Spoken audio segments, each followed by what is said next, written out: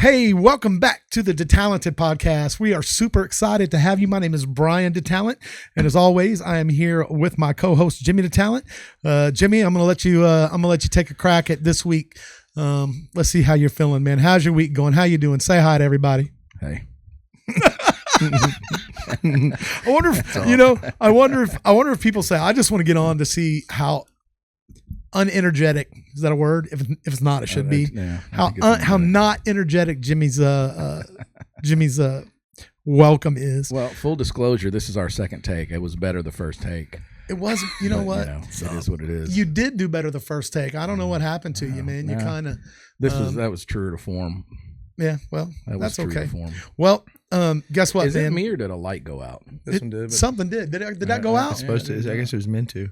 I guess the That's battery. probably- It might have been a battery issue. That's what it was. I didn't charge them beforehand, so God, that's knew all right. It was cooking my face. That's what it was. You know what? That light was bothering. That was an before. answer to prayer, So, wasn't it? so here's the deal. Though. What I want to do is, since we've already kind of let it out of the bag, we've got a guest with us tonight, Jimmy. We do. I'm really excited about this one because I think that it's just these particular people, even though I'm not one of these particular people, are one of the ones I'm the most impressed with. I think every little boy growing up is kind of looks at that role, especially with Rambo and all of that stuff, which I know sounds silly, right? No, but It's not. and I don't. Well, here's the thing. It's all good. I'm happy to be silly about it because I love my country and I absolutely love every man that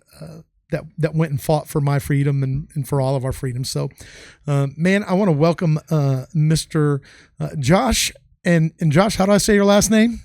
It's Hensley. Josh Hensley to us. Josh, kind of introduce yourself and let them know who you are, man. Appreciate you guys letting me come on too. Thanks. Yeah, absolutely, man. Thanks for being here. I'm Josh Hensley, and I was a United States Special Forces operator, and this is the first time I've ever been asked to sit down and talk about it. So I'm kind of excited, kind of nervous, kind of ready to see how God takes it. Hey, you know what, man? Definitely don't be nervous because, man, we're just going to talk. Like I said, we're super excited to have you.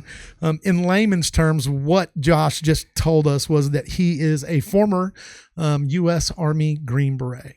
Now, come on, bro. Every little kid wanted to be a Green Beret. Oh, 100%. I thought it was funny because we were talking to Josh at one of your shows the other night, and Josh is a musician too.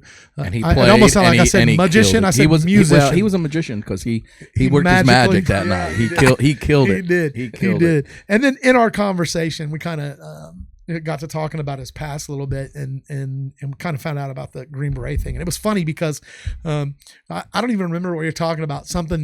Something manly, and he remember he said, well, guys like us. I was like, oh, you got to stop.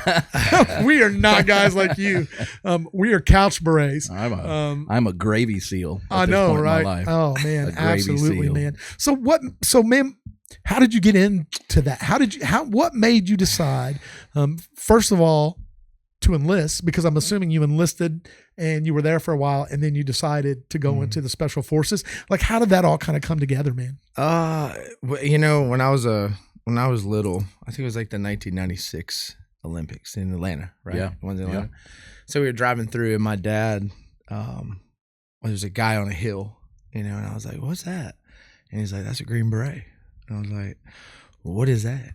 So I mean that goes back to like the original thought of it, but that's the first time I ever saw one. So I was probably 13, 14 years old. But I don't know, man. When I got in the regular Army, I had a family. So like a lot of people go in for different reasons, and I love my country, and I thought it'd be a good way to raise a family and be successful, stuff like that. And I went in and I went to 101st Airborne, and we went to Iraq. And there was a guy there named Brian Mayfield.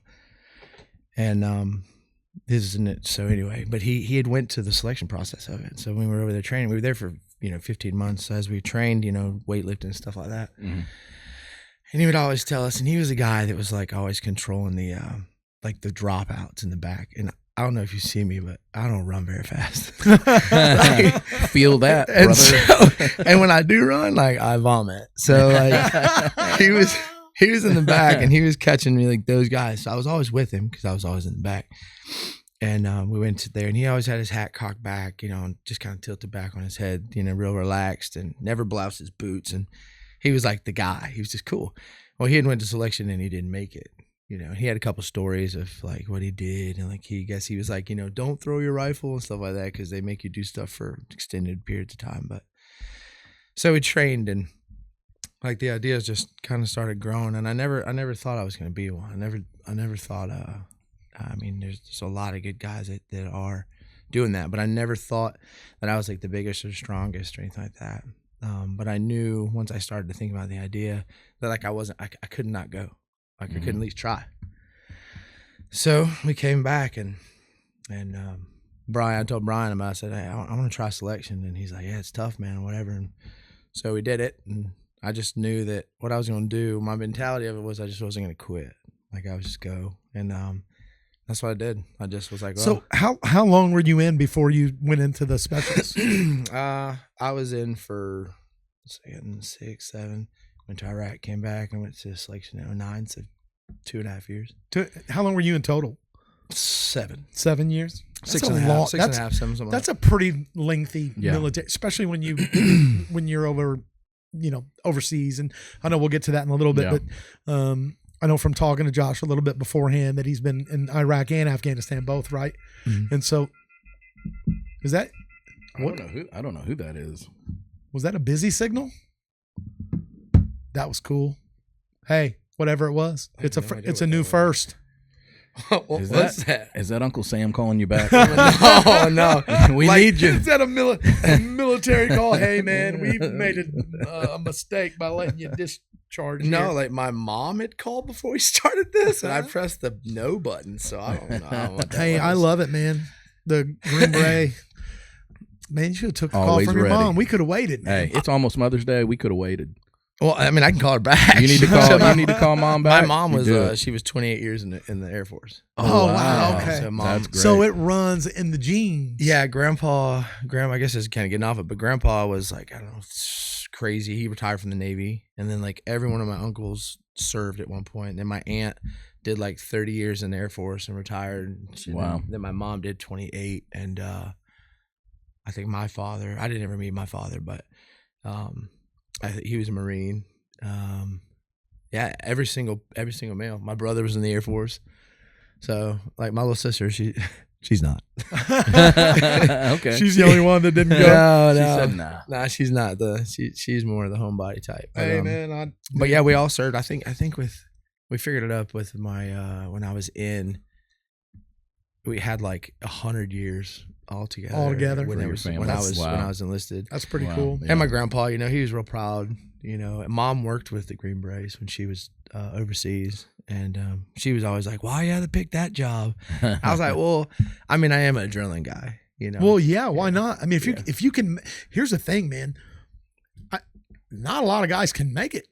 It's just I don't know what they just can't. What the rate is, but yeah, I think it's very, very low percentage of guys get in there. So they did this thing when you go, like, there was like a guy with a camera and a guy with a boom mic, and we just kind of thought that was how they observed us, because they don't really talk to you when you're in the selection process. You get selected to go to the Q course, but the qualification course, and they were everywhere. They'd be in the middle of the woods at 2 a.m. like with the TV camera. You're like, what are you doing? Yeah. And we were like, they'd ask you questions like, how does it feel? What you doing? We would just answer, because we thought that they were taking the footage back. So we got done, and they actually, my buddy called me from Hawaii, and he was like, bro, I swear I just saw your face on TV. And I'm like, what are you talking about? Like, I was still at Fort Campbell getting ready to, move down to Bragg to go through the course. And they made that Discovery Channel documentary, The 2 Weeks in Hell. Okay. Were you on there? Okay. Yeah, it was really during my class. Yeah. But I mean, it's not like they had on stuff. So it wasn't scripted. It wasn't like no one was trying to impress anything. You were just being real, because it was.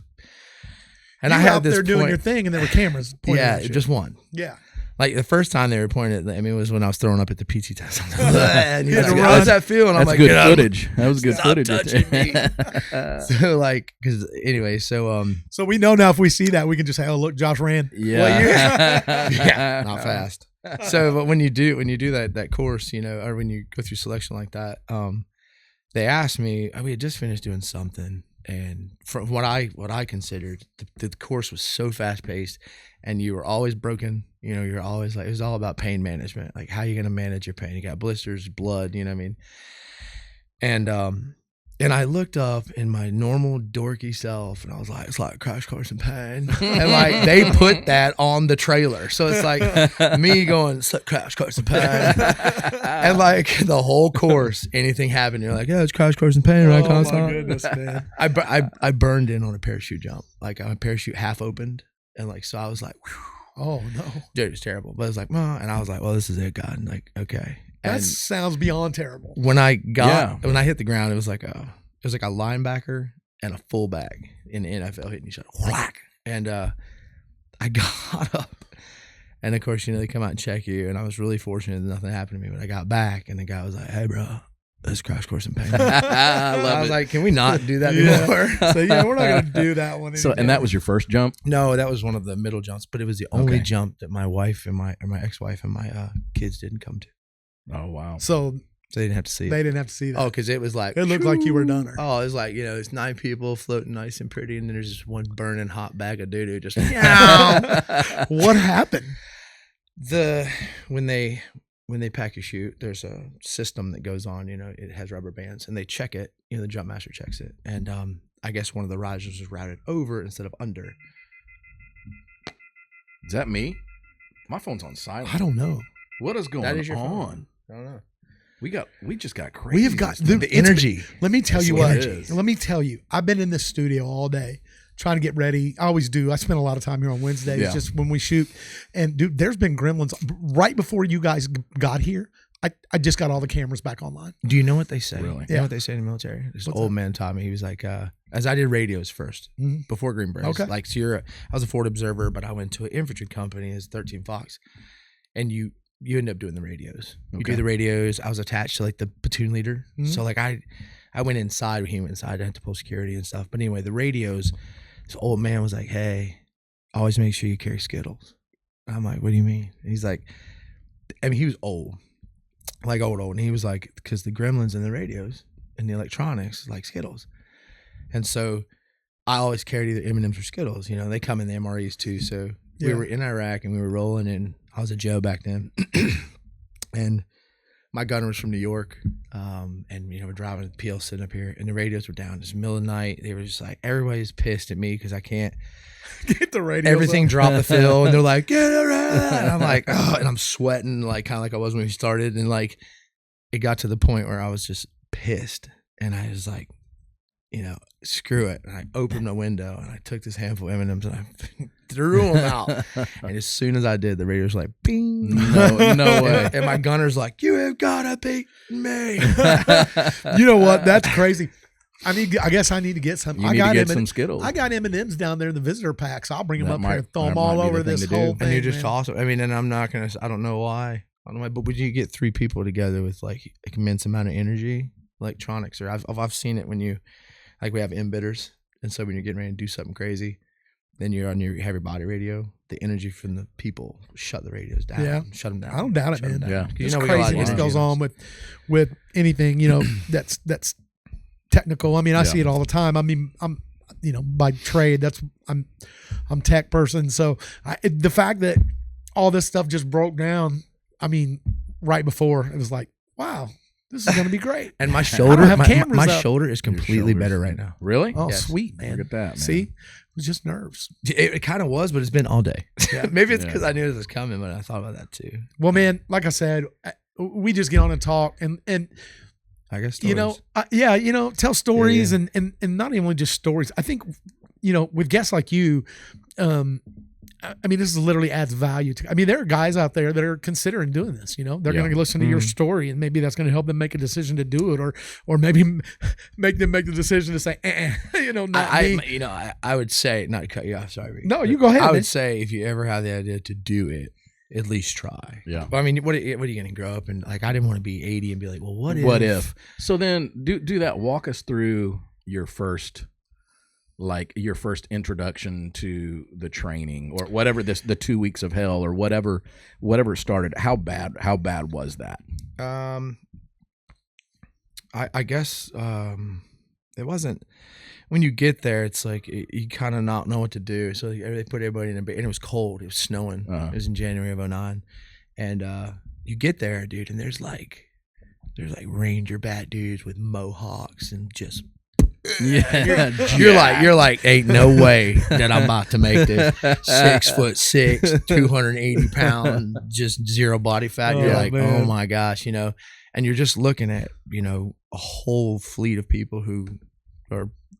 I'm trying to curb my cuss words. It takes away from you can say any words you want. You can? Well, they're badasses. Yeah. Okay. I mean, and you got guys, that are just have been there and done that, and you can just see the wild in their eyes. You know what I mean? And that's the thing, the wild.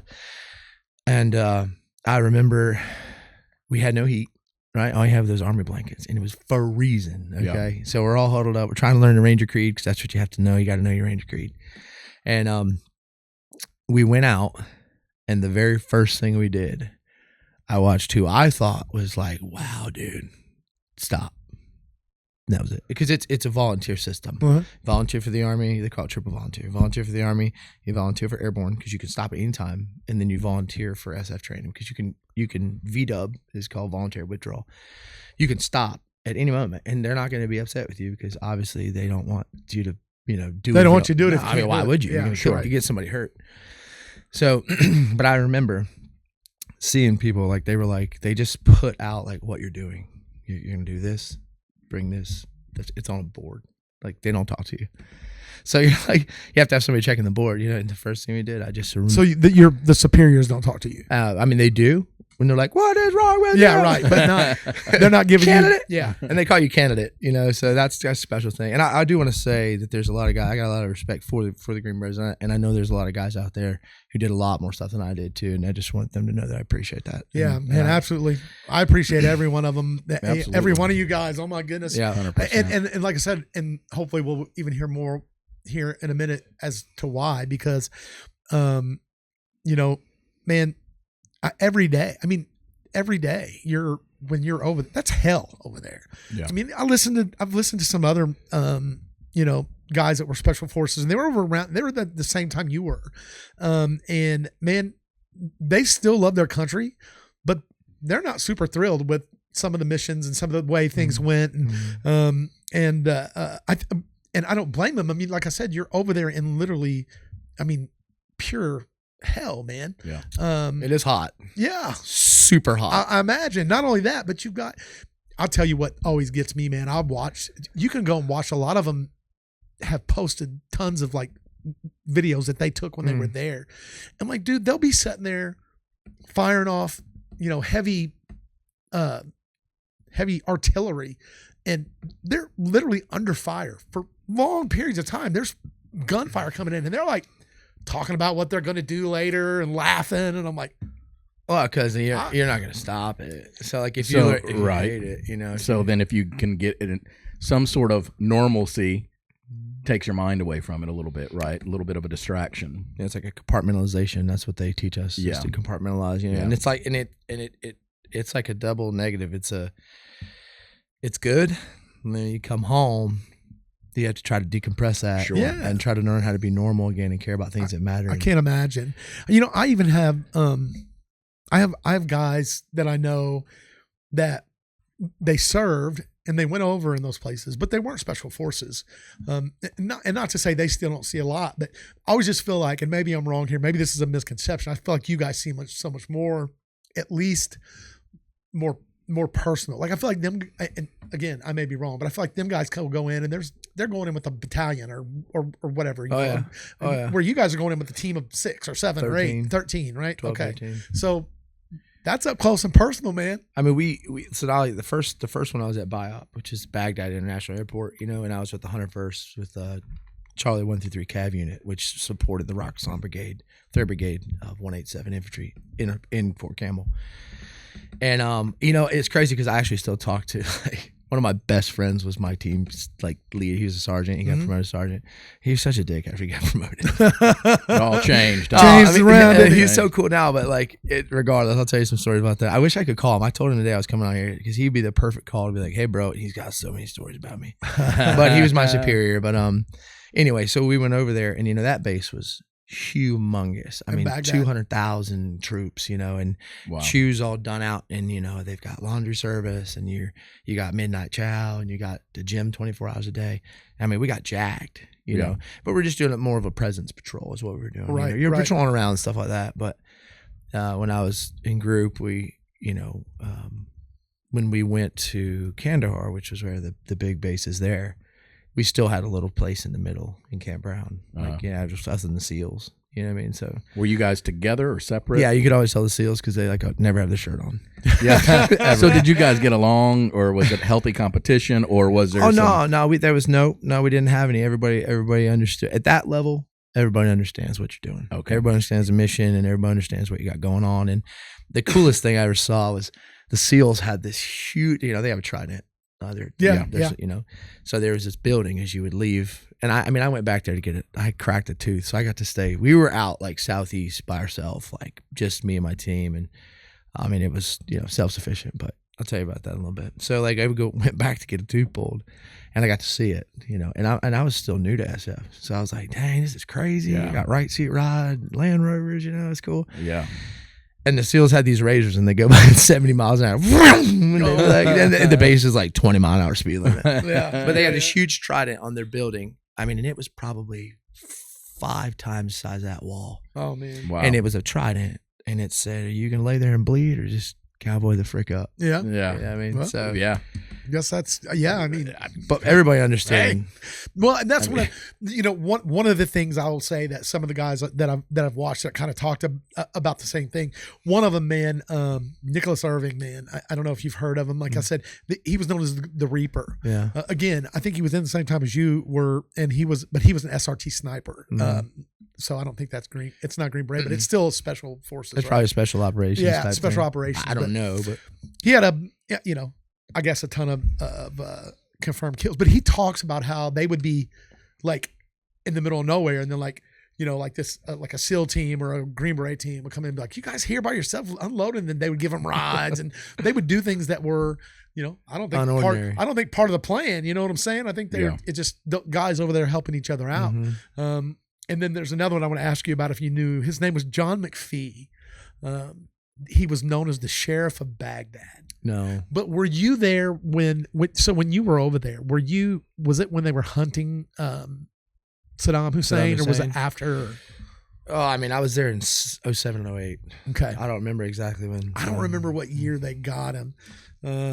So you were there before? Were you there before you were a Green Beret or after? Yeah, before. I was there with the regular Army. Okay, and then so let's do that then while Brian's looking that up. So then, what was your first deployment after you became a Green Beret? That was I met my team in Afghanistan. Like I went through the course and got out. And then we all went to our groups. And you went straight there pretty much after. Yeah, is it graduation or? Yeah, we graduated in like November. That was a proud moment. So as we graduate, my mom is always my mom. And so she's like whistling all the time. And the colonel's like, okay, please hold applause. And they're like, Sergeant Josh Hensley. My mom's like, oh yeah, man. And I was like, sorry, sir, that's my mom. Nothing wrong with that. I always do that. I always get in trouble when when they tell me not to cheer for my kids. My wife's always like, don't you do that till the end. I'm like, it's not happening. I'm going to cheer for my kids or for whoever. Sure. She's always been my biggest cheerleader. But so we are definitely off. So Saddam, I can't believe, man, here we go. How long's it been? We're talking about old. We're old. Yeah. Dude, he was captured in 2003. Yeah. Saddam was. So then, 2003. So then. Right after all that. Yeah. When was bin Laden apprehended? And I was in Afghanistan when they said they got him. Okay. Yeah, and we heard about the Chad. What year was that? 11? Or 10, 11. Yeah, okay. 11. So were you over there? How long were you? May 2nd, 2011. He was 54 years old. I flew across the international date line on my birthday. So I had my birthday. And had it again? Wow. Okay. Yeah. And it was pretty cool. So then how long were you there before you came home? So I came home. I was there only 4 months. Okay. Yeah, 4-5. My team was going to stay 10, and I came home, and we had normal things that go wrong, and when you have deployments all the time in your marriage, and we tried to work it out, it didn't work out, and so Gotcha. that's the repercussion of that. But you're talking Iraq, so this is before your special service. Okay, so this is when you were special services or special forces. Yeah, and we were going to be there for my team ended up staying for 10 months. So, and that was the longest, from what I heard, that was the longest Green Beret special forces deployment in history. And I think it's because, it takes a lot to get ready for it. I think we graduated in November, and I met my team in obviously April. Started flying, getting ready in March. So we had like 2.5 months to get, and I didn't even know them. Like I got there, and I remember I had an engineer from New York and an engineer named Jake, and I got there, it was at Brown, and like they're all wrapped in bandages, and I was like, oh no, what the hell? This can't be good. Yeah, I'm like, what happened? They're like, oh well, we had an APOPS. Like APOP's like a big backpack, and it's got like 26 grenade strain or something like that. And so you click it and pop it and it'll shoot across, and it'll clear an avenue for you to drive through a wadi, which is a dry riverbed. But there's one turn that's like time fused, so it's like nothing. And there's another turn that's like, yeah, you got like 6 seconds. Oh man! So they all started running from it. They turned it the wrong way, and that's how I met him. And I was like, I thought I was walking into a shitstorm. So I was like, dude, like, what do you mean you guys got shrapnel in your back? So I was a new guy, and you guys know me, at least my goofiness, outside of having to be serious about that stuff. But I was always been myself. Mm-hmm. And so I was always like, should I ask a question kind of guy? Because like I was brand new. And when you're brand new, like they feel you out. Yeah, like, right. Sure. You made it, so you're there, but you're still the rookie. Right. Yeah. Like I get there, and they're like, "Hey, go turn." Like we were in a tent in a valley. Tent had holes in it, duct taped, and I'm like, "Oh, great!" So this is everything they told me it was gonna be. And they're like, "Hey, go turn the lights off in that truck." And it's a big like troop carrier truck. We were using it for like security. Put it at the bottleneck, and sit in it. Sure. So I go in, and it's getting dusky, and the truck, like there's 150,000 little buttons, and I was like, man, I don't know where are the lights? I don't want to look like a douchebag. I'm like, so I go to the center console, and there's like a red button with like a clear cover, and I'm like, that's got to be the lights. I flip the cover up, and I'm like, and I hear.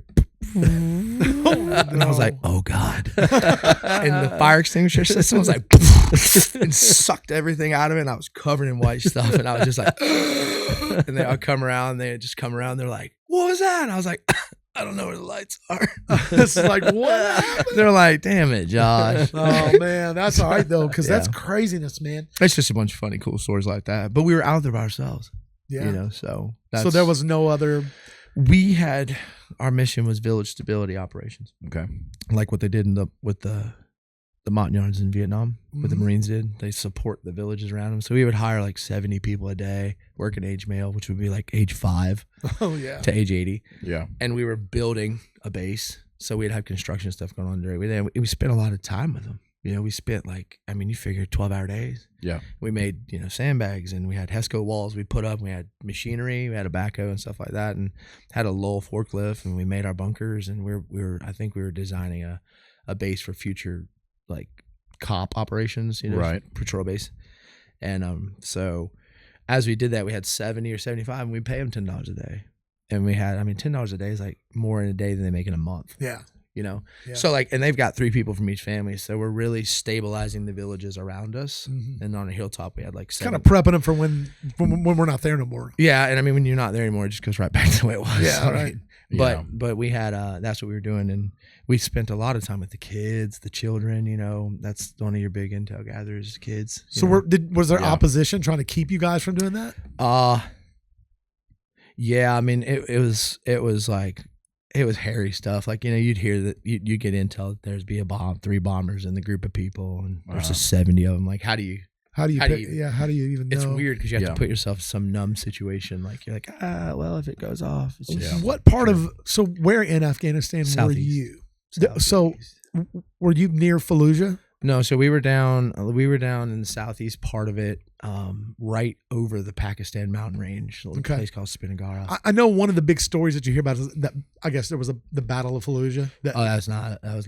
Yeah. No. Well, I think you're probably like, that's a good thing. Yeah. Because I think they were, I think that's where things got sketchy with the way things went down and all that. So, but I know a lot of the guys that talk about that. I can't remember this one guy's name. I watched a guy on Sean Ryan, and I guess he was them guys went over there in that Battle of Fallujah, and that's difficult. It sounds like it was really, really, really bad. So what kind of did you even have to mess with combat? I mean, yeah, we saw a few ticks. Yeah, I saw a few ticks.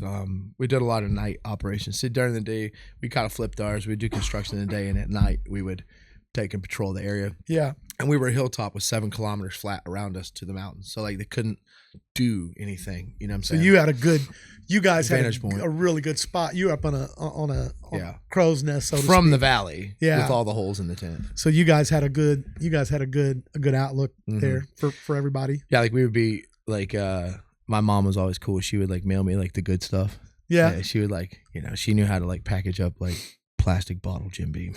Yeah. So the guys knew when it was time, like the mail would come, because we got everything was airlifted. I mean, airdrop rather. It was like water was dripped, everything was dropped. Yeah. Mail. So that's the way our military would get your supplies to you, right? Yeah, absolutely. We get our mail on a Chinook and they actually land and push it off. But like your water and stuff is C-130.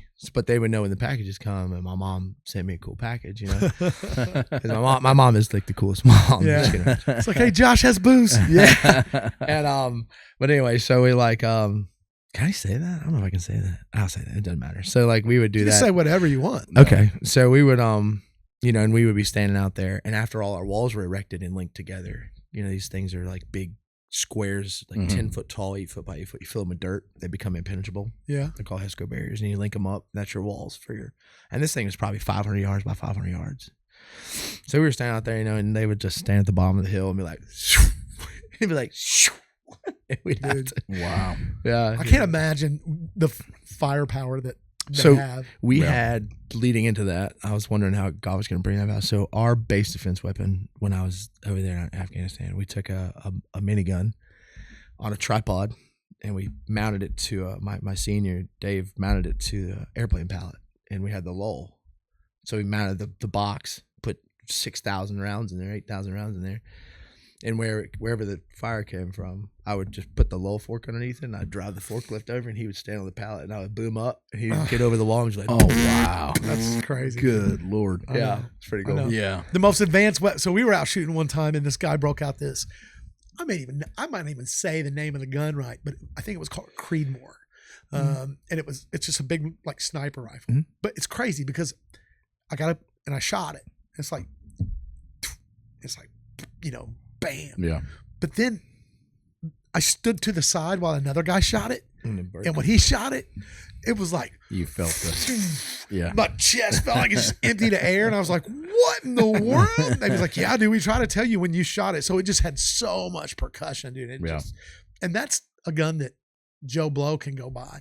That's the one thing that I kind of say is, we talk about the technology. I don't know if we were talking about like CSI or something, how the technology was so fake, but dude, that military weaponry that they have is just so incredible. And I'm unlike people thank God we got that. I'm glad we have that. I'm glad that we got the for sure that kind of firepower for our guys that are over there. And I'm all about, you'll never find nobody more pro gun rights than me. Yeah. But at the same time, there's stuff that Billy Bob has no business owning. No business. Yeah. Like a 6-cylinder grenade launcher. Yeah. Well, you know what I love? Here's the cool thing about that story, though. So you had the gun, but you were on a forklift on a pallet. Yeah. Like not safe. And I'm a safety guy now in life. I'm a safety guy because I know how to not do it safe. Yeah. And no fall protection. He was 15 feet off the ground with a minigun. Goodness. But I was a weapons sergeant. So when we went through our school, we covered all of the light arms, heavy arms, anti-tank missiles and mortar systems. You have to learn them, be proficient on them, stuff like that. Right. We also shoot them, Sure. Because when we went to Afghanistan, we had stuff that you would just not see, like sawed-off shotguns. Well, toward the end of the deployment, I mean, we had that EGLM grenade launcher. You know, those HE rounds, they have to rotate so many times to deploy. And we would see how close we could get them to still go off. He'd be like, shunk, and he'd be like, poof, and he'd be like, yes, that was good. Goodness. We would play like that. That's what I'm saying. I mean, I can't imagine Not safe. all of us. Well, Yeah, At all. not safe. at that point, your whole life wasn't safe. Yeah, that was probably the least amount of non-safe that you had to worry about. Right? Yeah, I mean, you're true. You're right. So we had 2 Kiowas above us at all times. They were always watching us. 2 Kiowa helicopters, like little birds, are the ones you see that they sit on the skids, and they got the ball so they can sit below the bank and still see. And they're like silent. They can be silent, but they would watch us. And so, I mean, obviously, there's only 12, 13 of us at the time, but so they provided support. You know what I mean? So they would watch you all the time. Yeah, they'd always something would always be up there. Yeah. So like they had a few and Yeah, they had, you could talk to them, and yeah. Mhm. And then so all the time somebody was relieving another and they were keeping lookout. And as we got That's that's a good thing. Yeah. I mean, yeah, because they would be like, "Hey, we got these," blah, blah, blah, blah, and he'd be like, and you'd be like, "Oh man, that's cool." Yeah, and I'll tell you what, man, I'm really glad to hear that, because one of my biggest, I guess, not beefs, but one of the biggest things, I guess, disappointments was I feel like a lot of those guys, man, that were in positions like you, man, they get out there and then they feel like they get left. Like that's from their stories, obviously. Yeah. Again, Yeah. not there, no Yeah. idea, but Right. like from some of the stories that they told, and now most of these guys, I think, were talking about that battle Mhm. of Fallujah, where That's a different story. evidently where maybe Yeah. stuff happened, but a lot of them guys, man, it's so bad because it feels like they feel like they got out there and they're fighting for their country and they got left. You know, Mhm. you never felt that way. I felt that way after. Well, no, not in country. No, because you always had something. You know, there was always something coming in, and we knew that they were up there. You know, and as we got set up, we had a comms tent, so we set up this bear base tents, flat bottom, half moon. They were huge. They're Yeah. like 50 foot by 100 foot. Yeah. Through 200 feet, whatever. So you pull your trucks in them and stuff, No, we would sleep. but you could. I mean, Oh yeah, that's you kinda- could. You could drive all 3 of They our trucks in. almost look like a barracks, the old school barracks. Yes, they do. The farm or the And so we barn. would like set up our comm center, man. And we had, we'd be able to talk and see, and we could see what they see, and everybody was open line of communication. And I mean, I never felt like that ever, never did. No. Good. That's awesome. Yeah, Good. that's because guys good- they should good to military hear. guys should not. Yeah. Man. If there's anybody that we should be support that military support. Listen to me. Let me put my face up here close because I feel like I don't know. I'm serious about it. Like if you don't support our military people, then you need to stop smoking what you're smoking and I mean, realize that none of your freedoms, none of the things that you don't have any of that without these guys like this. And I'll say it, without these kind of crazy guys right here that are willing to do that what most of us aren't. Because let's just be honest, dude. You got to be a little bit funny to do what you did. yeah, You know what I mean? And Yeah. I don't mean that in a bad way No, or it's a cut down. Thank No, God, for sure. Thank God we have people that are willing. We need people with that kind of crazy. you gotta we need that. I do believe you have to be a little bit crazy. Oh, absolutely. It gets harder when you get out, though. You have to learn how to like meld back in and Readjust. Oh, I think that's probably one of the hardest things. Period. Especially for these guys and maybe you too. Even my dad, man. So my dad was in Vietnam, but he never had to go to Vietnam. He was I should say Appreciate he the was service. in the military service during Vietnam, and he got sent to like Germany and Mhm. Crete. Oh, But that's man, right. after his military, oh, you okay? yeah. After his military run, he never slept well again. Like you remember what happened when we were kids and you were at my house, if Oh, one you little walked by noise, that he was- room and he was up. up and ready to go. He And was he up. was never even in combat, right? Mm. So it's kind of crazy, man. I mean, it's a thing. Like either you sleep really heavy or you sleep really sleep really light. It's either one extreme or the other. But it fluctuates. So I'll be honest with you, man. So for us, when we were kids, if we walked in on my dad, we had to if I was going to wake my dad up, I would do it from here to that wall because he was coming up. yeah, that's probably a thing for Yeah. guys. Yeah, But like I said, he didn't even have any You know, he didn't even have any combat, you know, and so I can't imagine the guys who do. And it was something with, I don't know, with him back then, maybe there were issues. I don't know why he that call. I need to ask him, Dad, when you watch this, you need to make sure you tell me why you slept so bad when you didn't even get, you wouldn't even shoot nobody or getting shot at home. Stop it. I think too, a lot of separation does stuff to people. You know, like try thinking about a long distance relationship. Yeah. You know, I'm from Virginia. You know, just to have something that's back in Virginia from here in Indiana. It's like it wears on you. Imagine being.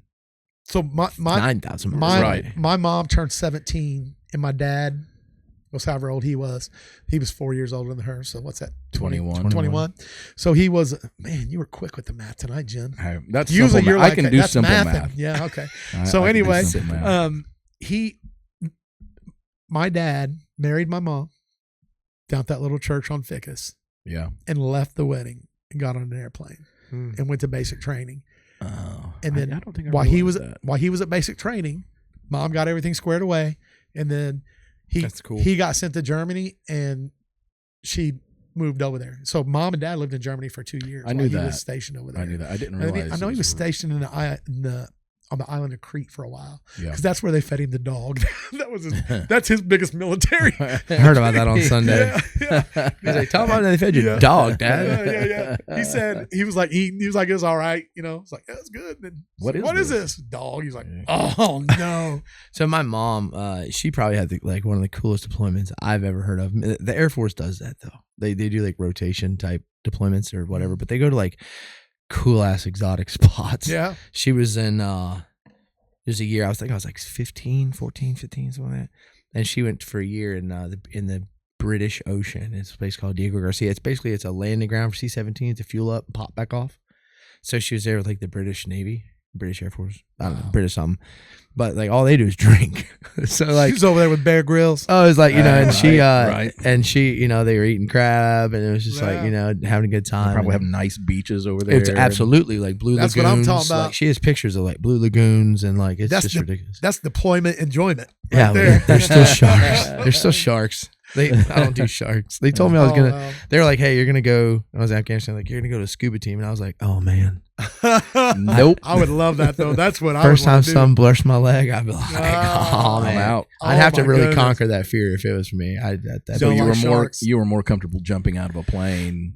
That sounds terrible when you say it out loud, actually. But yeah, I do. In fact, I still have a urge to jump out of airplanes. So are you like will you even get in the ocean if you go to the beach and stuff? No, I'm good. I'm good. Nah. That was quick. You know why? Because I've done so much stuff that like it would make sense to get taken out by a stupid shark. I've been through all of this to die by a shark. And it's like you know who popped in my head when you said that? Who? That Steve Irwin, bro. Yeah, dude, all that. And you get all that, and then got hit by a stingray. So sad. That he was like petting. Like, so I was there the last time I got in the ocean. I can't even tell you when, but anyway, I was like, I don't go above like my thigh because I'm from around Charleston, South Carolina, and you know, kids go fishing. You know, surf fishing, and you know, and they got chum in their pocket. Yeah, and bull shark just take them. You know. Well, anyway, so I was sitting there and I felt something on my leg, and I was like, oh no! And I looked down, and it was a baby sea turtle swimming up my shoulders. I was like, I'm good, dude. Then something pinched my pinky toe, and I was like, I'm out. Hey, we're not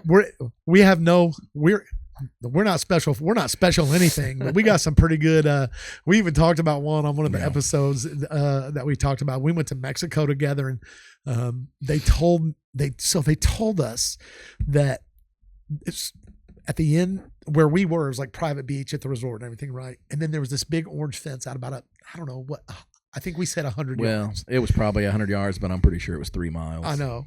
So because you swam and it. We did. They literally what they told us that goes all the way down to the floor. And it keeps things out. We're like, so we felt safe. We felt safe. Absolutely, dude. We swam all the way out there, almost died because we're both old and fat. And then we're like, we can make it. We get out there probably. I don't know how far it was from that little fence, but it got ice cold. Yeah. So it was deep. And then we get to that fence, and dude, it's an inch below the surface. Stop. No, I promise. They were not truthful with us, dude. That. My anxiety would have been like, well. So here's the deal. Dude. So we swim back, and like we're both cramping, Absolutely. We're talking to each other the whole time. We're like, this might be it right here, bro. This might be it. might be dead. Are you tired? Oh, I'm so tired. I have to turn around, just float on my back for a minute. Yeah, I was just like, thinking is this so far? And then we get, and hey, we make it. We're proud of ourselves. Like we had run into no problems except being lied to about the fence and being out of shape, but we made it back with no problem. Made it back to our wives who were in about chest deep water. As soon as we get back to our wives to safety, Jimmy screams out, and I'll let you go from here.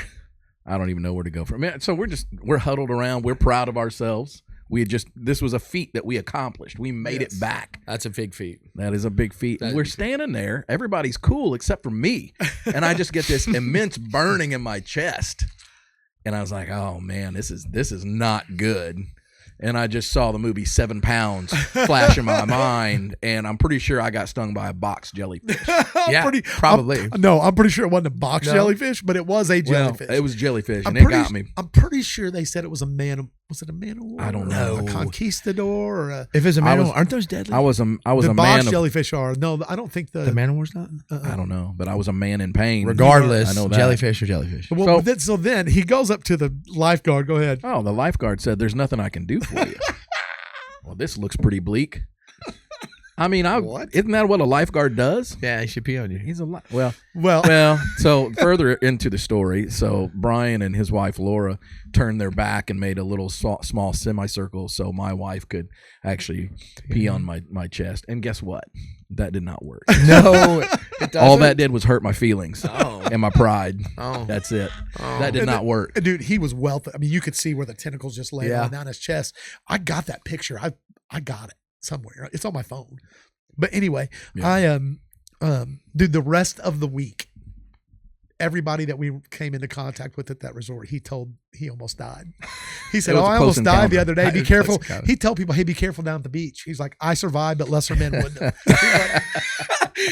Dude, me and my brother, when we were kids, we went to Key West, and this is why I discovered what fire coral was, because I didn't know what fire coral was, which is another reason why I just don't do the ocean. You know what I'm saying? Well, like, we didn't know, so we were probably from me to the camera away, and we were like throwing, because they're orange, and it has orange juice. Yeah. And we were just throwing like blah, blah, blah. And like 2 hours later, we couldn't move. Like, it was like a billion needles, and we were just like, we couldn't move. Everywhere the juice touched us was like poisonous. And so we went on a cruise, and like, we couldn't even close your hands like this. We were just sitting there, and I was like, that's when I knew. Hey, I'll tell you what, the ocean is no joke. I read something the other day that's inappropriate for this podcast. No, there is nothing inappropriate for the podcast. So they say whales like go like some oddly god number of gallons of all that. Oh yeah, I've heard like that before. 1,300 gallons. Yeah. And like, so if you ever wonder why it's salty, and I was like, I've number heard 3 on my list. It all makes sense. Yeah. I swear I read it, and I was like, dude, stop. I've heard that before. That joke. I mean, if you think about the population of whales with that gallon amount, let's just say 13,000. I might be wrong, 1,300. Somebody check it, but either way, yeah, with all the whales, that's what that is. That's why it burns your eyes. That's why. That's why it tastes funny. Burns your eyes. Sorry. That's why it's salt water. That's why it's salt water. What did you learn in the Green Berets? I learned why the ocean is salty. Yeah. And and I honestly, there's so many things that I'm sure, like, my regular Army stories from that guy, one of my buddies. I didn't ask him if I could say his name, so I'll just keep it disclosed. But he's my team leader, the guy I told you about. That's such a dick. Yeah. And he's like one of those not in shape people who really is like, this is the body of a god. He's like, you can't get this by not working out. And like, I'm like, dude, you look like a grandmother. Stop. But I love him to death. So we still talk to this day, and we've got stories that we had because we were over there for so long. 15-month deployment in Iraq I forgot what my wife's voice sounded like. So you were in Iraq 15 months, and I took leave in month 2 for Christmas because I had like a 3-year-old and a 2-year-old, right? Joshy and Hannah, and my daughter right now, she's in Louisiana. She's in the Coast Guard, and my son is in Texas. He's in the Air Force. Oh wow, man! Yeah, wow, yeah. That's awesome. Much love to them, appreciation for their service. But so I came home for Christmas, and then I went back for like 11 months, like because the deployment was that long. So then. You were in for 7 years, right? 6.5 or 6 and 6. Yeah, right. And just so shy of 7. We'll say 4 of those or so you were in just was it general infantry, or you were in the Army? Mm-hmm. Then 2.5, you were Green Beret. I was 6, 7, 8. So 2.5 in the regular Army. And then how many years of those were spent overseas? 15 months in Iraq, and then the 4 or 5 months in in Afghanistan. Okay. Yeah. Okay. So that's close to 2 years. Man. I mean, I guess pretty much Yeah. when you think about it, that's pretty much what it's like. And I mean, that was just one of those things where like him and we have so many stories, man. Like we from cachet hits to, they always try to say you abuse them and stuff. They go to court, in Baghdad. And him and I got to go to the green zone. Just him and I was like at E4 maybe. He was to E5. And him and I were the ones searching the house. And like I reached in a bag of rice and like pulled out a grenade that had no stem in it. So like if you shake it, it's like, oh my goodness. So I'm like holding it. Wow. I'm like, dude. This guy's back to me. I'm like, dude. And he turns around. He's like, oh man, don't move. Man. And I was like, oh, I'm not moving. Well, it's a huge thing we found. We found like $250,000 worth of American money and like, God. Charts of where we were going. And so then what do you do at that point? Well, we turn it all. Then it becomes, investigation, and EOD comes out and they blow it up, build the cache and all that, and they log everything and take it in. The PL usually takes care of that, the lieutenant. So it just goes up. But we were the two that were in the house, and so we had to go to Baghdad. That's the middle of a deployment now. We got to the green zone. That's where they wear regular clothes, and you get to swim in swimming pools. And we were like, dude, what? Dude, just me and him. And I mean, we found the Marines that had the 5-gallon bucket of vodka. Like, hadn't drank in 13 months. We were just like, dang, it was fun. But him and I have a bunch of stories like that. They smelled it and passed out. Yeah, dude, right? Honestly, like you just bought the straw. Yeah. Yeah, no. But you would always see, like in our deployments, we'd be in the middle of nowhere, like out, going from one village to another, nothing around. And you'd see, like, I remember seeing, like, one dude one time, all of a sudden there was just people, like, Americans. And they, like, raggedy and, like, you're not raggedy, but, like, you could tell that they had done. And those are SF dudes. And that was the first time I ever seen them in country. Because you don't know what they look like unless you know what steroids, like, yeah, right. Right. But they're just out there, doing their thing. And I'd get out and take a piss in my pee. I'd be like, yeah, you want me to see how big it is? I'm like, no, dude. Because once I started wanting to go, everybody really gives you shit about it. Yeah. They're like, you're going to go? Yeah. So I want to go back to the water real quick. Okay. Is part of the training though scuba for Green Berets? No. I mean, we have water training, like to be able where you got to hold a brick or yeah. You have your gear on, you jump off, and you have to do that. And, it teaches you just how to not panic. Yeah. So like to stay calm. Another thing too is like even in today's society, my society here with the not panicking, being yourself. Like, everybody's like, oh, you're goofy. I'm like, well, I can push the go button. Yeah. Like you can just flip it, Did you do is the water training there that you're talking about? Do you have to do the thing where you got to hold on to stay at the bottom? Or I think this is probably what I'm talking about. Is probably mostly SEALs. And your scuba teams. Okay, yeah. Because Green Berets have scuba teams. Yeah. That would be. But we do the ones where you jump off with all your gear and your uniform on. Okay. Or that you have to swim test too. So you have to do that and then tread water in your boots and then swim. And so you did have to do the water tread. Is that in a pool or is that? Yeah, that's in a pool. Okay. Yeah. And most of the way we always looked at it was that the SEAL's office is in the water, right? The ocean, and ours is in the woods. Right. Gotcha. I mean, yeah. So here, I got a question. This is educational. You can educate me. Maybe. What is the difference between a Green Beret and a Ranger? There's a couple. So there's 3 tiers. And if I remember correctly, there's 3 tiers in the military, tier 3, 1, 2, and 3. 3 would be like regular Army, stuff like that. Tier 2, you got your Green Berets, Special Forces, Special Operations, stuff like that. And then like tier 1, like anybody can go to Ranger school. It's a 64-day school. It teaches you how to embrace the suck. You know what I mean? Right. They don't feed you but 1 meal a day, and it's always like go, go, go, go, go.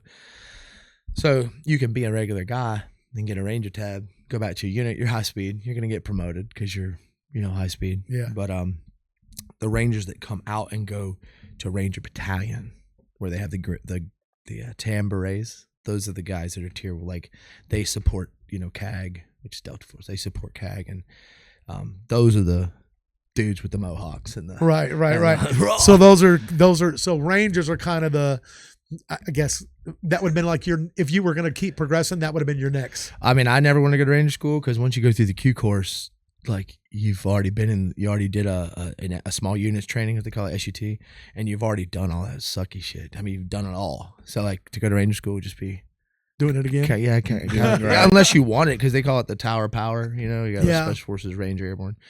And I just never had that. When I got done with that, with the SEER school, we do the survival school back to back with the SUT, the small units tactics. I was like, screw that shit. Yeah, I'm done. Huh? Yeah. So that's the difference, though. Anybody, can go and try Ranger school and graduate and get a Ranger tab and be high speed. And you'll probably be a good leader. Yeah. Sometimes though the Rangers are just like boom, boom, boom. You're like, you should open the door. Yeah. But God bless them. I mean, I know some really great Rangers, really, really great Rangers. And but you'd be like, hey, dude, we got 6 guys passed out in the back of the formation. We want to stop for water. And he's like, oh, you should have told me. I was like, it's just water, bud. Everybody drinks it. We're carrying 3 guys back here.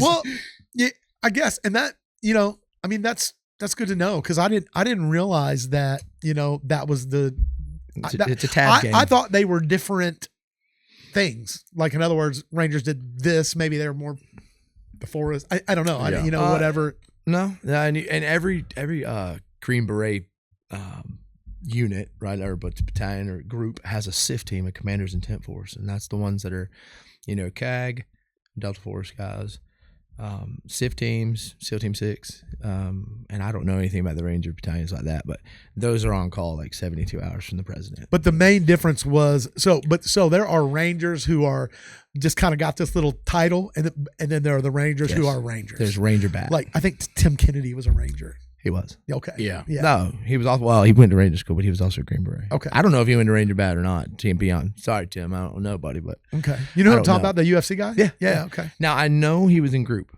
Okay. I know for a fact because I used to fight with some buddies that fought with him. Yeah. Before he got into the UFC. But yeah. Yeah, we did. I did because I fought out of Fate, but we did a lot of training. You get out. So were you in around that same time that he was in? Or? Yeah, I think my boxing coach sparred with him, but I think he was already, this is 2012, 14. Okay.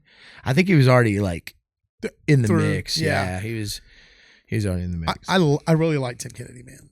That's one of them guys where we were talking about a little bit before he got here, where I feel like if you listen to that guy talk, like, he's the most humble guy. Yeah. And he can fight like a mug. Yeah. Right. But let me say, that's who I respect the most. Yeah. Is guys that don't feel the need, because they say, well, the guys that talk a lot, they can't do nothing. Hey, I've known some guys with big mouths and they had big sticks too. They could fight. They could back it up. Like they Gavin. could back it up. Yeah. Gavin. Well, I've seen Gavin's shadow box. I'm like, well, he used to know how to throw hooks. So. Yeah. He's a dad. To us, he's our daggone kid. So we love Gavin, but I do love him too. Yeah. Gavin, if you're listening to this, we'll still beat the brakes off you, buddy. Oh man. Shout out to the Gav monster. Yeah. No, we love Gavin. Gavin is family.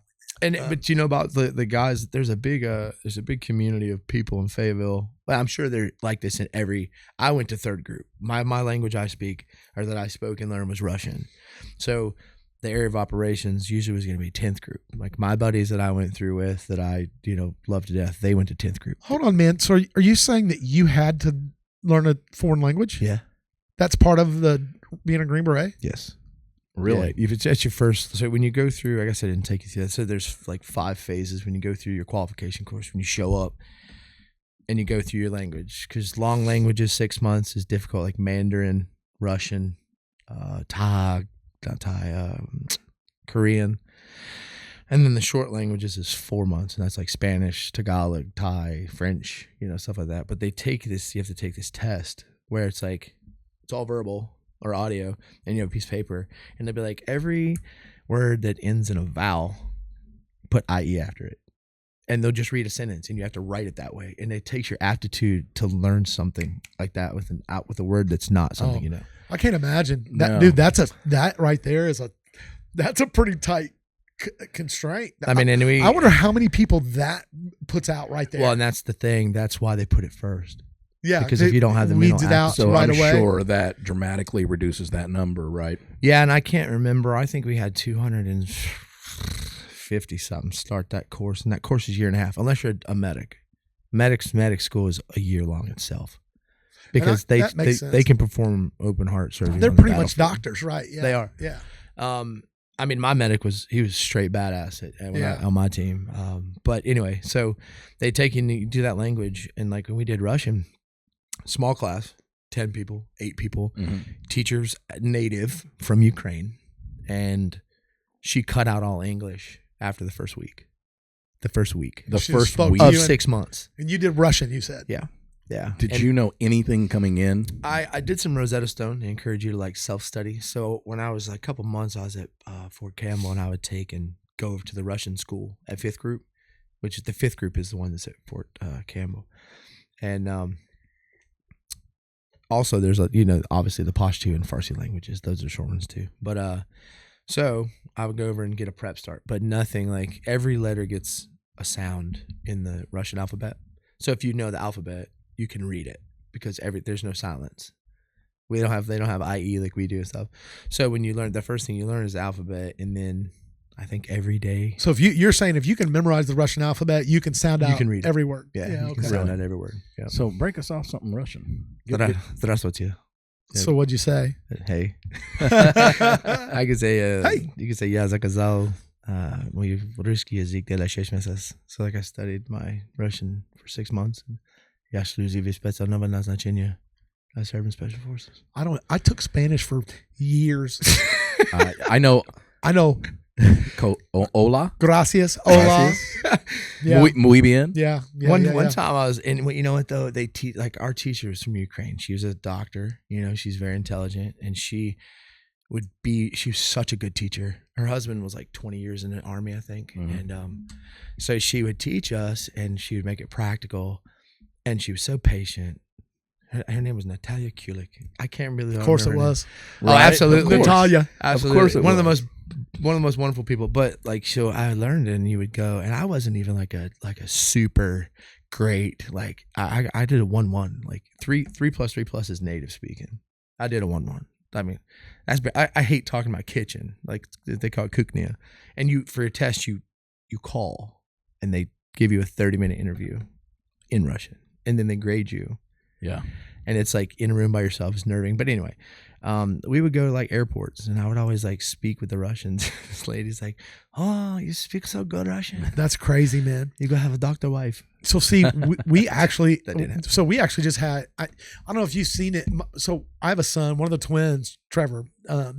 He taught himself to speak Japanese. Wow. And like within, I guess it maybe, I don't know how long it took him, because all of a sudden he just told us he could speak Japanese. Yeah. And we talked about this, like we were kind of like, me and Laura were kind of like, well, I guess he could probably say a few things. And then like, same story. We said this in the last episode, but I think it's pretty cool because, like I said, I took Spanish for years. Now, as Jimmy will tell you, I didn't show up to a lot of those classes. Well, no. We had the same Spanish class senior year, and we started, and I saw Brian 2 days, period. And he was gone. Hey, I didn't have to. Yeah, Pre-start of a preacher. Yeah, I didn't. Yeah, what can I say? But so anyway, Trevor, he taught himself Japanese, and then we were like at the gym, and around, I don't know, here we got that big Toyota plant, right? So they bring in Japanese people all the time that are engineers and stuff that work there. Well, this guy come over to work there, and his wife come with him, and she went to the gym that my wife happened to work at the time. And me and Trevor were just in there working out, and my wife was like, "Hey, Trevor, you said you speak Japanese, and none of us can speak to this lady." And he went over there and was like, "Bow!" And like, that's impressive. Translated for, did this, and then them two became friends, and he helped her learn English, and then she helped him polish up even more of his that's not an Japanese. That's not an easy language. No, it sounds no. Yeah.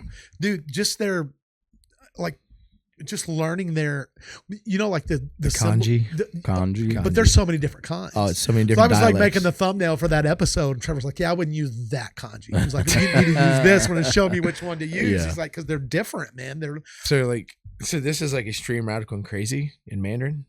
okay." And then I went to a Chinese restaurant, and the lady was like blushing And then she was like, I guess in that dialect, it was like sexy motherfucker. Oh, Lord. And I'm like, that's not what I meant. That's not what they told me. Did you say, oh, that's what I was like, not no. what I said? And she was all red in the face. And I was like, that's the last time I got those letters. That's funny. Well, I know they're I don't understand how anybody knows what, because, they have no specificity, whatever. Specificity. That was close. Yeah, it was close. Specificity. Yeah. So anyway, in their language. So in other words, there's really no, like, if we say, hey, my son left, like they would say son left. And then in the way they said, there's not a whole lot of person. I guess you'd say nouns. Personal nouns. Yeah. Like descriptors. Yeah. We're getting way into where I don't know what I'm talking about. No, hey, listen, that's okay. We don't know what we're talking about most of these episodes. If my mom's watching this, I just wonder, can she see my gum? So she can see it right now. It's on camera right now. So that's a thing. She's gonna be like, I saw your gum, Josh. So I guess at class house she'd be like, Josh, come here. I'd be like, what's up, Mom? She'd be like, is this your fucking gum? It's like, pick up your gum. So she's a stickler. She don't want to see gum. Yeah, but it's everywhere. Oh, it's like my patent. It's like my what do they call it? And that's how you can tell I've been there. That's your trademark. Is that right? That's my trademark. Okay. That's how you mark it'll your territory. It'll be on the piano, or it'll be like on my hat up here. Yeah, on my guitar. guitar. Some guys pee to mark their territory. Josh just leaves his gum. I leave my gum. Like you might find some on accident in church.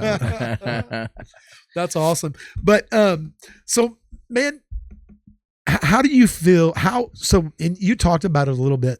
What was it like when you come home, decompressing from all of that? Because even if you're not in the hottest of wars, which I know, I'm not saying that you didn't see that stuff, but still, like you said, you still have to decompress. You got to become human again. Well, what is the process like of becoming civilian again? I mean, man, I came home to a terrible. I mean, I was not the same person I am today, and probably other parties weren't either. And it was just, it was really hard. It was really hard. I mean, the reason I didn't go back for the other 10 months is because when I came home to, your marriage is falling to pieces, you're trying to fix it. You don't know how to fix it. You're trying to control yourself, and you're used to being wild and crazy. And seriously. And I was trying to get help, and I wasn't, talking to people, and it was a big spiral downward. And that's why I could have gone back to Afghanistan, and they would have been, but I really, I had Joshy and Hannah then, and they were 5 and 6, I think 4 and 5, 5 and 6, something like that. And I just really wanted to work on it, try. Yeah. Had I known now when I know now, I probably, but it was very difficult to kind of incorporate back into not taking what you want, mm-hmm. or not using force, mm-hmm. Having rules, having parameters, left and right limits, so you can do stuff, and that there's legal ramifications about being crazy. You know? Because I can say, I had my fair share of trouble. It probably took me 4.5 years to get my life together after you got out. After I got out, yeah. So you kind of had to you're kind of reassimilating. Yeah, and I struggled with addiction. I struggled with homelessness. Okay, and we'll lead. So here, let's lead into this. Okay. So one thing we just haven't mentioned yet, and it was something that I wanted to save to the end anyway, was now, not only are you different and more adjusted, but now you've got a relationship with the Lord, and so. Man, how did that come into play? Like, when did your I don't want to say get your faith back or anything like that, but when did when did that start to play a role? Because to go back a little bit, like I lost it a little bit. You know what I mean? Because Mom raised us in a church, we're Southern Baptist. You know what I mean? No clapping like we do here. Still, you got a golf clap? Yeah, little yellow cough drops and the look from the choir. But we were raised right. We were raised in a home that was with the Lord, and we made it that way. So I always had a bad conscience about being crazy and getting in trouble, and and being violent, because it makes you a violent person. You always had that the Holy Spirit Yes. saying, hey. Yeah. Yeah. And I always had a guitar. Yeah. Always. Always. Okay. Always. I was always a kid that had something come in like that. I would have a guitar and people were like, hey man, we play. So I always had that magic of the music that would help soothe me. But so when I came back and it was all falling to pieces, and I can remember, it being so bad, my brother, bless him, he loves me to death, and he's just, and I tell him, he's had to tell my mom, he's like, man, he's not good. Like, don't give him anything. Like he's struggling. He's out there, with his addiction and stuff like that. And, I can remember driving and just screaming like at the top of my lungs, like nothing. I mean, my mom's husband, I had his truck at the time. That's what I was driving.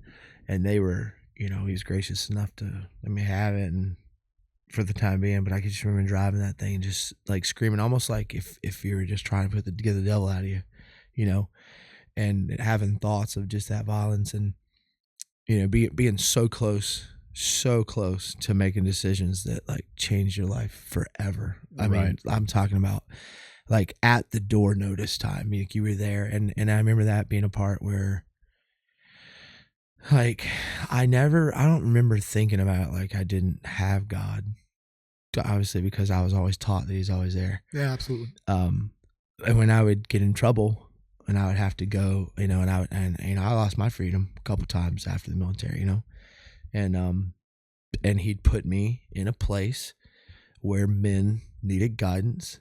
And I was a staff sergeant, at the peak of my career. And I was still, you lead men as a staff sergeant, obviously you got team leader, team sergeant, stuff like that too, but you're still a leader of men. So he'd put me when I would have like no vision of God, and he would put me in a place where everybody needed it. Mm-hmm. And then it just kind of gravitated. And so like they say, when you go down to use your freedom, there's like brickyard Bible thumpers, because everybody goes to God when they get locked up. Right. Stuff like that, know.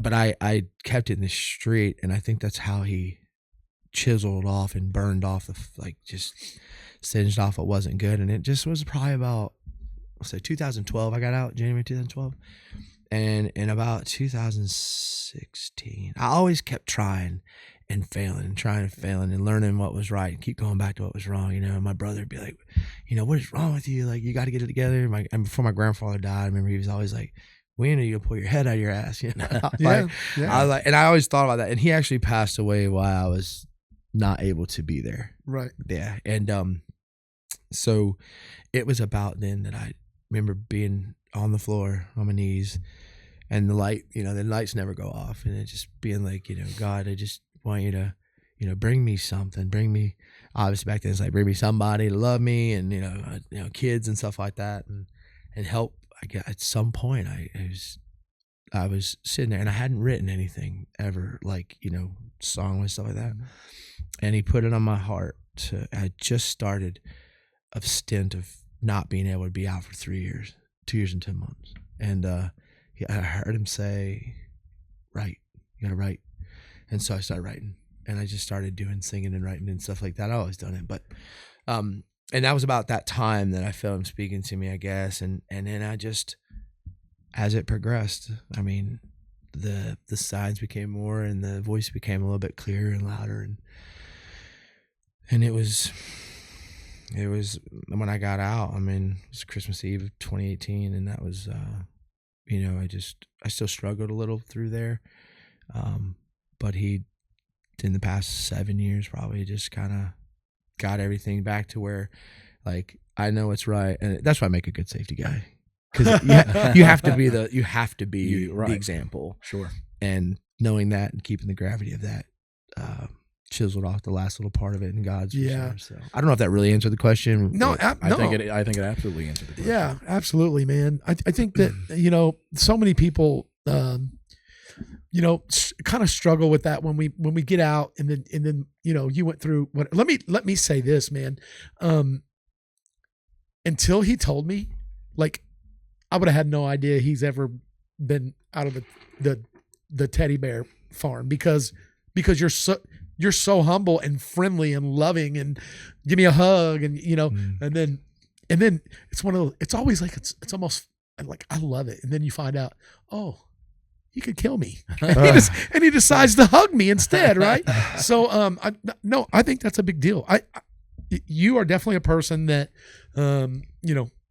just talking to you, people are going to know, well, why, if nothing else, they're going to be like, I want to be as happy as he is, right? I want to be, or they want to give me a drug test. You like, come you gotta off, be high. and man, I've had it happen before. But you come off with that humble, loving spirit that's usually accompanied by finding out that someone is in a relationship with Christ, with their Christian. So, and I know we met kind of through that anyway, and so maybe I'm way more surprised that what your past was than which is awesome. I don't care what people's pasts are as far as I hope it place. No. In fact, it makes me think again. And I kind of brought this up before. If I want to listen to anybody to get advice in life or hear stories that may help me or do anything, and honestly, people who've never been in the mud don't really do much for me. Mm-hmm. But people who have, right, I'll listen because they've been through. I mean, you've got experiences that neither one of us will never know, right? We'll never know that. We'll never understand, what you went through or how, or, even still sitting here, I'm trying to kind of, figure out how you deal with that, and how do you go again? How do you become a person that says, you know what, might as well try it, right. And then become a Green Beret. A lot of people that I have in my life that they'll be like, hey, I can see the pain in your eyes. So I'm not good at seeing stuff like that. Or I can hear the pain in your voice. I'm also not good at hearing somebody and being like, man, they've been through something. But I know that people are. But I think it's because of what it is, and also because I understand that all the things I did and then I do now with the music and all, that's just not, it's not me. I'm wholeheartedly tell you that it's completely, I believe God and the way he did the whatever beautiful, stupid, bad situations to turn them into the song. Yeah. That pain is, I tell him all the time, Lord, I'm so glad I don't have to go through any of that again. Because if that's what it takes to write a song, man, I'm done with that. I do not want to. Well, man, it's just like anything. I don't think God plans any of those bad seasons for us, but I mean, we just know from his word that, he takes all things, even the things that are meant for evil, all things, and works them together for the good of those who love the Lord and his glory, right? So if you love the Lord, then any situation that you come into, man, he's going to use it for his glory, whether that's being in the military and having tons of pain that has to turn into, that's one thing, man. You can never be healed if you never have pain. Yeah, you can never, here's what I'll tell people all the time is you don't know what victory is if you ain't been in a fight. Right. You can't win if you ain't fighting. And so the fact that, you had to fight some during your life, and literally and figuratively, but, it's just so cool, man. It's so awesome that, and I'll say this, I wasn't going to mention this, man, but I'm going to bring it up just because a character thing is a lot of guys, stolen valor is like a real thing, man. People talk stuff, I've had so many guys say stuff. And I found out that about Josh's past, and we asked him to come on the show with us. And, I told him it wasn't necessary because I just knew him. But, the first thing he did was when he walked in the door here, he had this paperwork that showed his company, all his stuff. He's like, hey, I just want you to know that I'm not going to, I'm not going to say something that's not, I don't want to be. And there are weak little men out there that will lie about it because they're not, there are people like us, except they'll lie about being in the. I was a Green Beret. No, I've heard it. You wore a Green Beret. I've heard it. I've heard you it. wore a raspberry beret. Yeah. The kind that you find in a secondhand store. So but I've seen it though, and it's a real thing, and I it's one of those things that for me, I don't understand why. I mean, I'm not perfect, and I'm sure I've lied my fair share in life. Not about that, but it's just some people just want to be something that they're not. I've lied like a rug in my life. Me too. But I would never lie about that because I don't know, man. That's a serious. I don't know, and maybe I'm weird because it really bothers me bad, like when people do it. But you're taking guys out here who have died doing what you're lying about. You didn't, and they're doing it for our country, and then you got the nerve to want to look cool in front of, I don't know, a girl or, other dudes. You want to be tough and, claim to be something that you're not when these other guys that actually did it. I mean, man, they did it. It actually makes me nauseous, to be honest. It does. Like when I see it like online, like if I flip it through like Christmas time, right? You see it where people buying Christmas presents and they got like every damn thing you can have that you could never have at the same time. Yeah. Oh yeah. You know what I mean? Like the patches. You're and like all a that. 23-year-old first sergeant with like 18 combat patches. You're like, shut up. Yeah. But anyway, so like that happens and like it turns my stomach. It's gross because we do see death. Yeah. And because people do, not get to see their families again. And you're literally putting that's every day putting your life on the line. Like there's no. Like it's sun up, like it doesn't stop. Yeah. No. Because we pull fire guard in country all night long. You never get a full night of sleep. Never. Right. Because you always have to rotate and to let more people you don't have. I mean, obviously, It's crazy, man. It's a life of craziness that you lived. And to be honest, man, you sound like a lot of the ones, that did it. When you were in there, you were just doing your job. By the way, what was your job? I was a weapons sergeant. A weapons I was 18 sergeant. Bravo. Yeah. Okay. Special Forces weapons. So what did that entail? I wanted to ask this earlier and I kind of forgot. But so it's a weapons and security sergeant. Security system for you. It's designing base security. That's our job. We're helping you. So I have a senior, and there was a second. I was a third Bravo, you're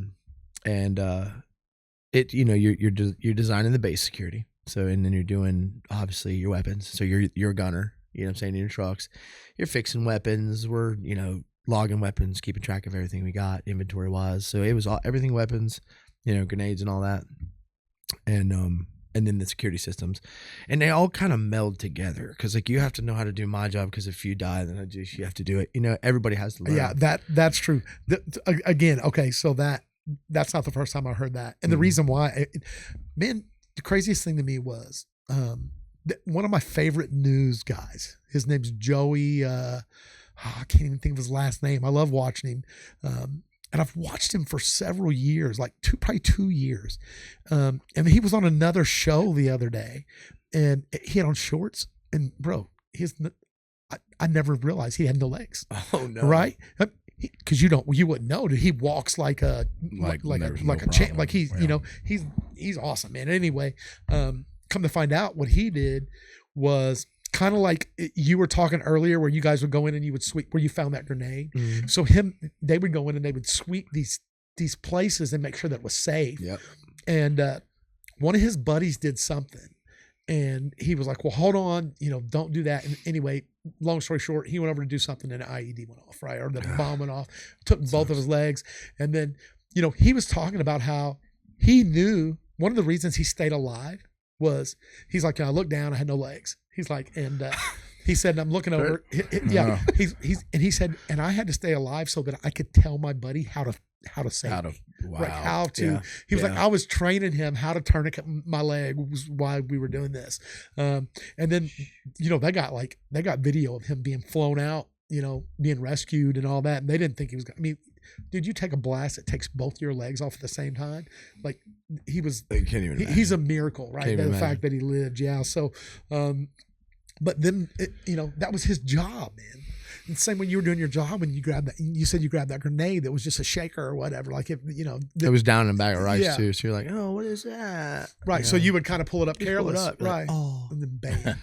I mean, and honestly, it is that simple. I mean, we had, it's that simple. We had, when you hear something overseas, when you're in Afghanistan, you hear like a poof, like obviously that's an explosion.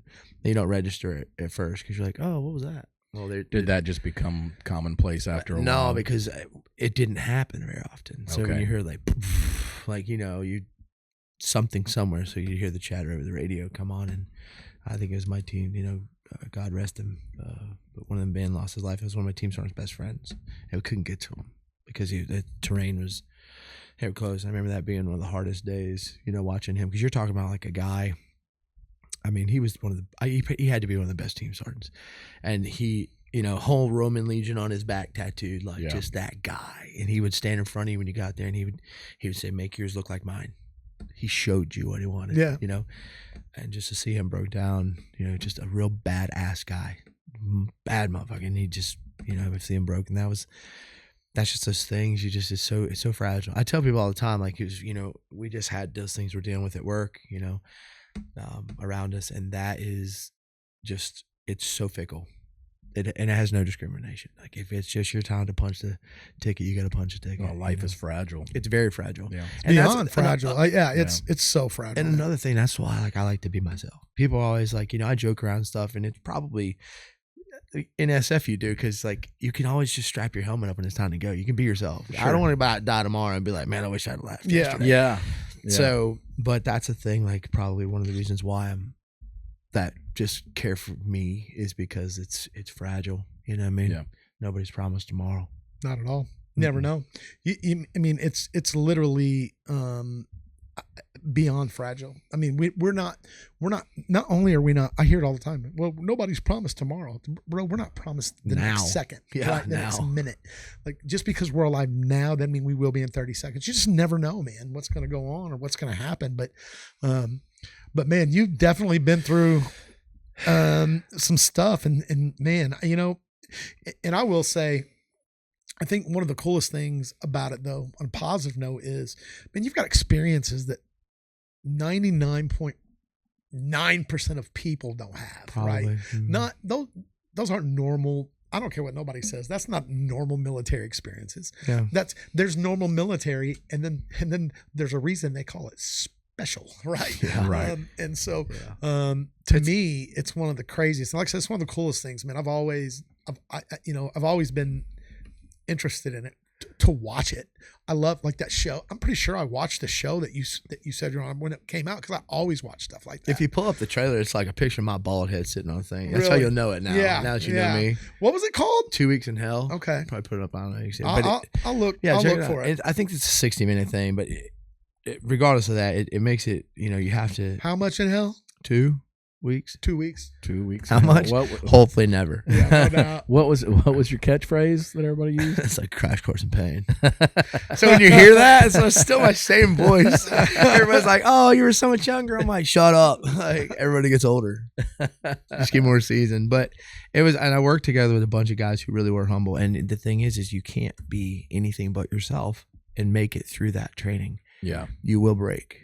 Because if you're not true to you, there's a lot of truth there, right? I mean, it's like you can't fake your way through that. So 2009, is that when that was? Yeah, it was see that trailer? Put trailer after the words hell. Let me look. Is this on the screen? Not yet, but I'll get it. I will put it in there. Trailer. And boom. That one right there? Yeah. Is that it? Okay. Yeah. Look at that. Look at that little head. What's up, crash course in pain? Crash course in pain. So when listen, we were talking about the there it is. Sundays are awesome on Discovery. Hold on. Yeah, this week. We got to start it over and get it all set up here. Well, by the way, like this podcasting thing, like I love it, but I'm really not very good at it. You're blowing my mind just by watching it in the thing over there. Like I can't. If I could get what's going on? Why is that not showing me anything, huh? Father, we need a little help. I'm telling you, man. Hold on. Let me see. Lord. Come on. So many drop down menus. So I would have been a commo guy if I crossed over and had been what my job was in the regular military. Yeah. I would have been a commo guy. Okay. And that's like super smart, I guess. Oh, yeah? No. You're a good troubleshooter. You can take it out and plug it back in. All right, here we go. Here's this trailer.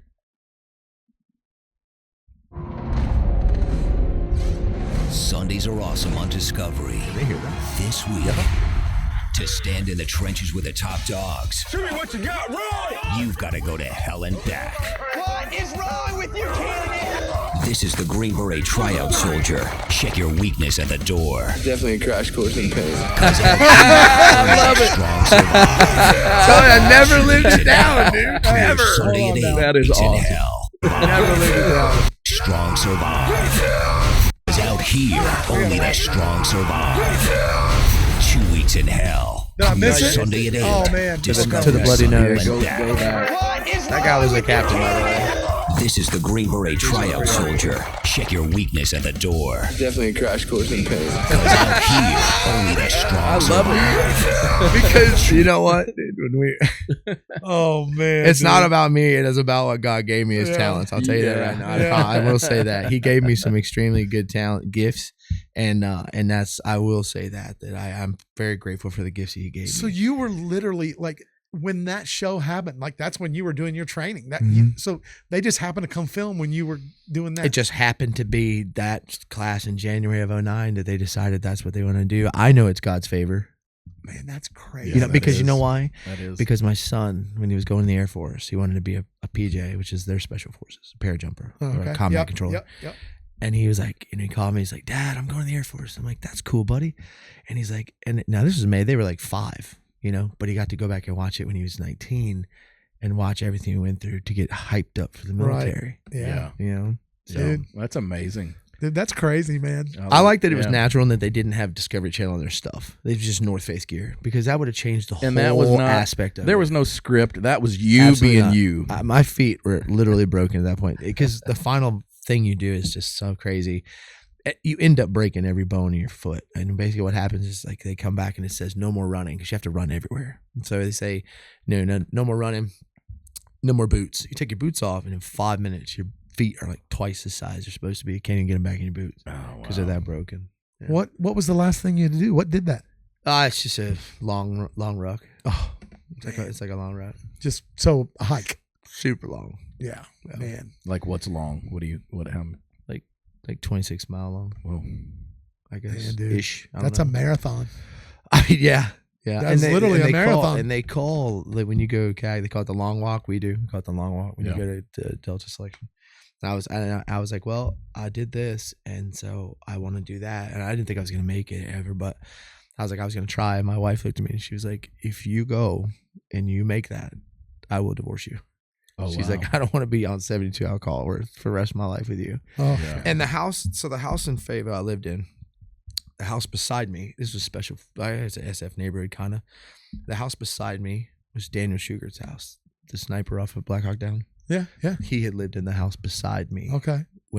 long time before I lived Okay. there. Right. Right. But that was his house. Wow. And we bought our house from a SF guy. Okay. So So it's kind of like a neighborhood. yeah. There was some survival school instructors living in my neighborhood that I didn't know about until after SEER school, and I was like, oh my God, why do you live in my neighborhood? So that's when you were down there living in Fort Bragg, but you didn't. That's when you could stay off. You weren't on base. Yeah, no, we bought a house. We bought a house because I was supposed to go to Colorado, but because we bought a house in the Q course, I 4187 formed, which is where you just put to change your orders to stay and go to third group. So I was supposed to go to Fort Carson, Colorado, because 10th group is Russian. Okay. Yeah, my buddies went to 10th group. So because of what you chose, that's just kind of where you. Yeah, fit or and whatever? Honestly, it was one of those things like I've never been really great at making like big decisions, and I was like, "Yeah, this is great." And I was like, and they're like, "You're going to Colorado?" I was like, "Nah, this is not great." Yeah. Well, man, what awesome stories, man. Yeah, It's just crazy, you know, how when you meet somebody and you just never know their story, and then it just kind of things just kind of ooze out, you know, and it's like, wow, man, this is this is really cool. And I'll be honest, I know I've known a few, but I don't know that I've ever had a conversation with somebody.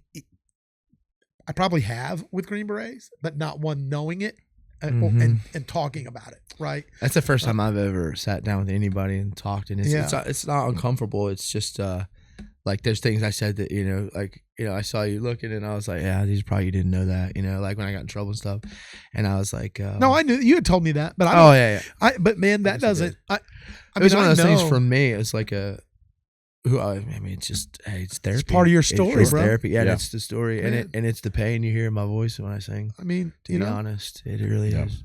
yeah, man. I think there's no shame in sharing your past. You don't live there anymore. That's true. But all of, I used to have that sign. Dude, you're not the man you are right now without No. any of that. As No, a matter no. of fact, you take one thing out, it changes who you are. Yeah. Right? God has authored your story the way that it's supposed to be. Yeah. And so now, our biggest choice when it comes to God in our life is, do we want to play the role that he has for us, you know? And the role that you have is, you know, I think everything we go through in life is literally God preparing us for that role. You know, I believe that. I think everything we do, like people think life's a big crapshoot. No, it's not. It's a big, beautiful story being worked out, and we're on stage while it's happening. You know, we play a part in God's story, and every minute of your life was for a reason, man. You know, and during the bad times, even me, man, I can say when I'm going through stuff, you know, I have to remind myself, hey, man, it's okay. Like, I've been here before, and I know, you know, I know God's got it, even though it looks, let's be honest, it looks like crap right now.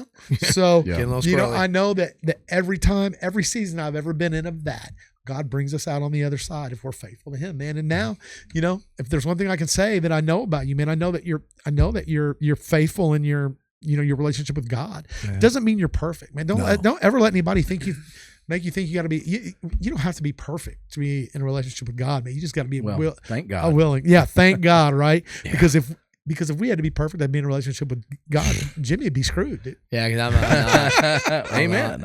And I enjoy. I think I enjoy like looking back, like at my story, you know, and talking about it actually made my chest feel a lot better. Yeah, it's one of the things. But looking back through it and like looking at the different points, like some of them I told you about, some of them I didn't.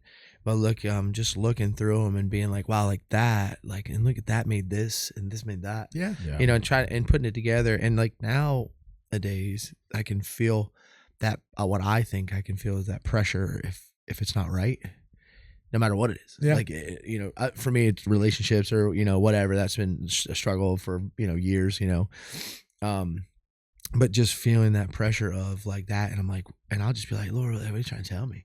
And He'll just be like, just feel with your heart. You know? Yeah, man. And so that's sure. where I'm at nowadays. And I love that. Hey, man, I don't know if you know or not, but Jimmy has big relationship problems.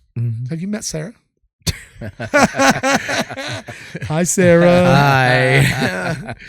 I have. She's gonna get that pink boxing glove out, dude. You just caused that to happen. I know, dude. Walk in the door. Oh man, dude. Oh, jeez. Oh. No, but you know, and I do appreciate guys letting me come on. And man, talk dude, about I it. appreciate Dude, you bro. coming on, man. I It was love amazing. this, man. A month ago, we didn't even know I that didn't this know. was going to happen. I had no idea. No idea, man. None.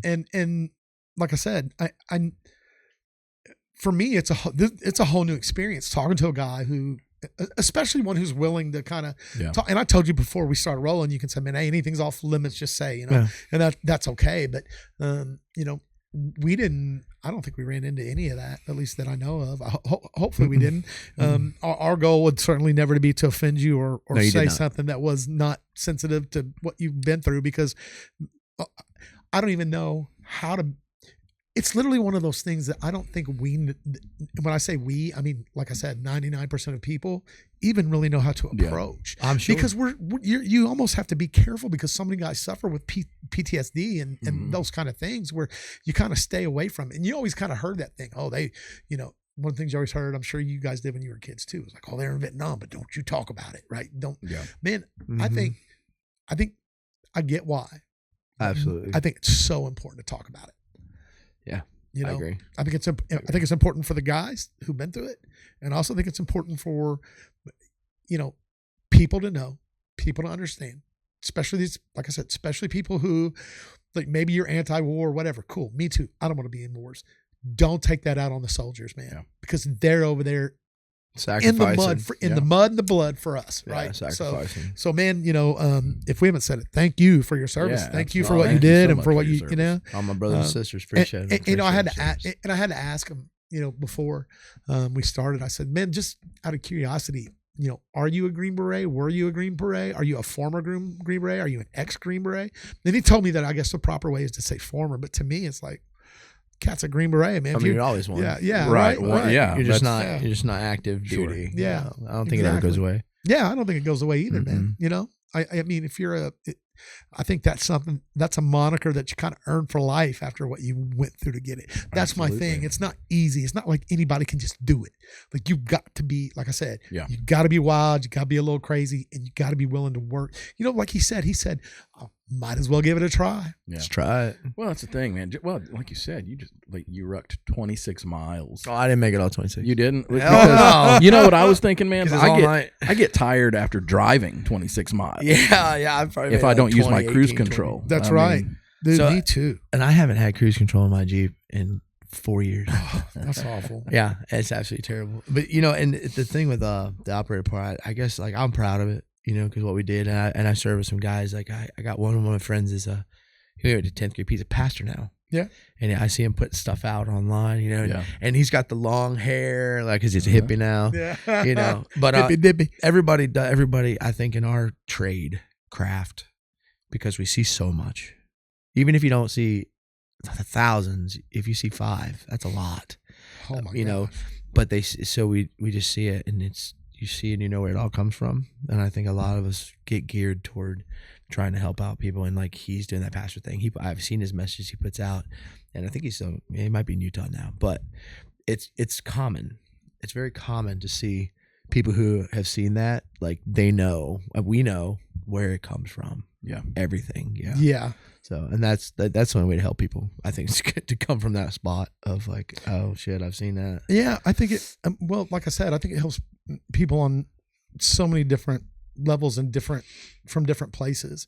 I think there are young men who it may help make decisions. I think there are other people who may change their view on their mentality on kind of, you know, the importance of supporting guys that are you know, do that or whatever. And I mean, maybe there's some guys that are, you know, out there addicted or homeless and all that, you know, and right. like then know and one, it gets better. Yeah. It always gets better.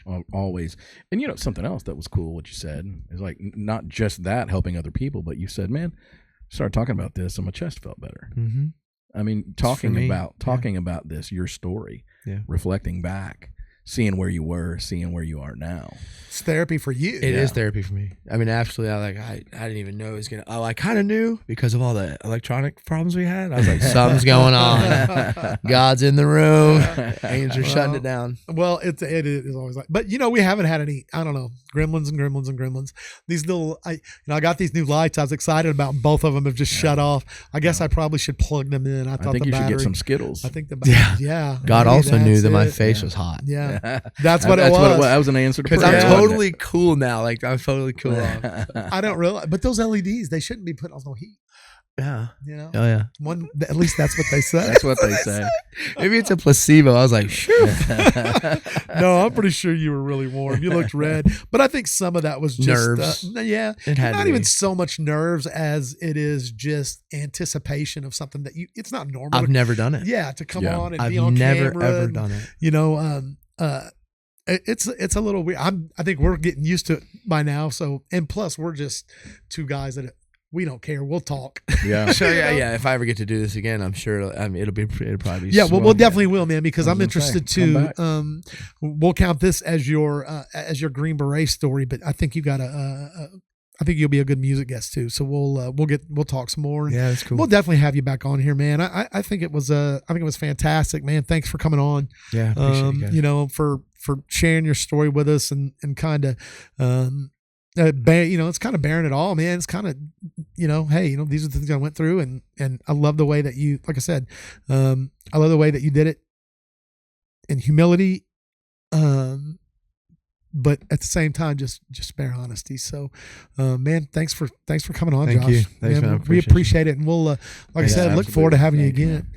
For all of those out there in the world, don't forget our 100th subscriber is going to win this hat right here. So I need you to go to YouTube. I need you to like the channel. I need you to subscribe to the channel. I need you to like the video. I need you to share the video. 100th subscriber. We're looking. You don't have to do anything. As soon as we get the 100th subscriber, I'm gonna send this hat to you. I'm gonna send another hat to you because our guest Josh is actually gonna get this hat. Yeah, baby. Thanks, guys. I do love this hat too. Yeah, right on. So, but man, Seriously, like, subscribe. You can watch on Spotify or iHeartRadio. You can listen on wherever you want. Here's the deal. And I said this. This is my favorite new tagline for the podcast, Jimmy. Yeah. If you're looking for a reason to not watch or listen to the DeTalented Podcast, give up. There is none. Is that the new tag? Is that your new tagline? That is my new tagline. That's a mouthful. You know, it is a mouthful, but I got it out, thank goodness. But there's only one thing left to do, and you know how it goes, Jimmy. Yep. Well, bye.